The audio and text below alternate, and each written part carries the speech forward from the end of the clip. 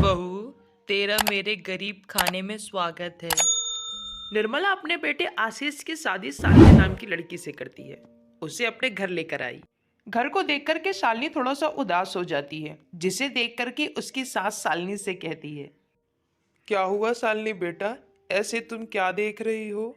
माँ जी, मैं थोड़ा सा शादी के फंक्शन के कारण थक गई हूँ, इसलिए आप मुझे मेरा रूम बता दीजिए। मैं वहीं जाके आराम कर लेती हूँ।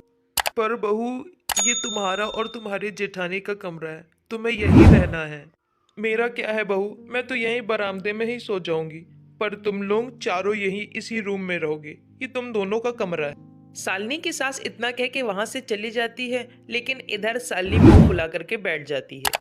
शालिनी की जेठानी माही प्रेग्नेंट थी और शालिनी के पास आकर के कहती है, क्या हुआ देवरानी जी आपको? आप मुंह फुला करके क्यों बैठ गई हैं यहाँ?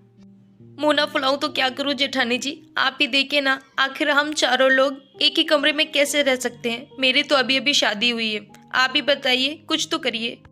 गरीबी के कारण माही को समझ में नहीं आया कि आखिर वो शालिनी से क्या कहे। फिर भी उसे वो सांत्वना देती।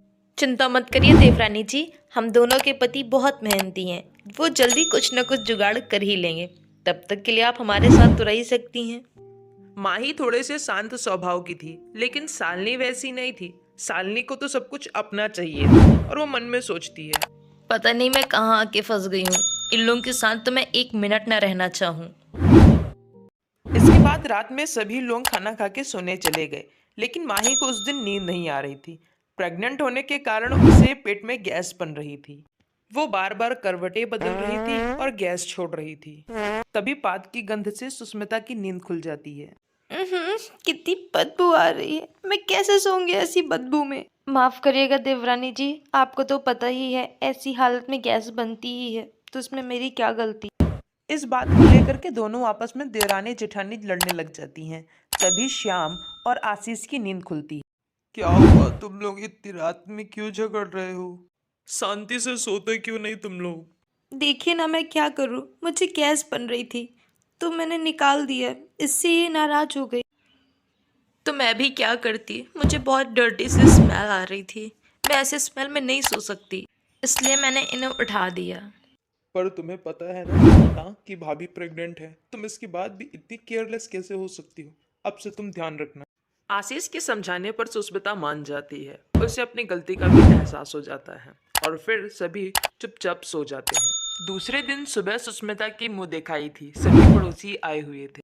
सुष्मिता, अब जल्दी तुम भी खुशखबरी सुना दो, जैसे तुम्हारी जेठानी ने सुना दिया है। खुशखबरी तो तब सुनाऊंगी ना जब मैं अपने पति के साथ रहूंगी। अभी तो शादी के बाद मेरे जेठ जेठानी मेरे साथ रह रहे हैं।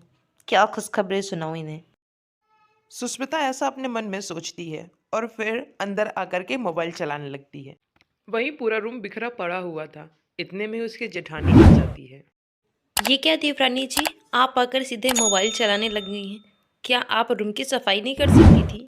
देखिए दीदी, ये आप मत भूलिए कि ये रूम मेरा भी है, और मैं क्या करूँ इसमें? सफाई आप भी तो कर सकती हैं ना, ये रूम आपका भी है। ऐसी बातों ही बातों में दोनों का झगड़ा आपस में बढ़ जाता है। इस झगड़े के दौरान ही सुष्मिता का थोड़ा सा धक्का अपनी जेठानी को लग जाता है, जिससे वो गिर पड़ती है।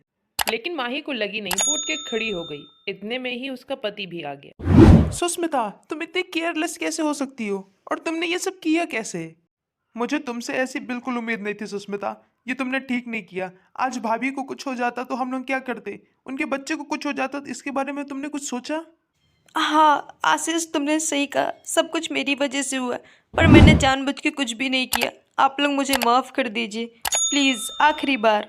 सुष्मिता समझ चुकी थी कि वो पूरी तरह से गलत है। उसने माफी भी मांग ली। आशीष और श्याम ने मिलकर के फिर एक छोटा सा घर ले लिया और फिर कुछ दिन बाद माही ने एक छोटे से बच्चे को जन्म दिया, जिसका सबसे ज्यादा ख्याल सुष्मिता रखती थी।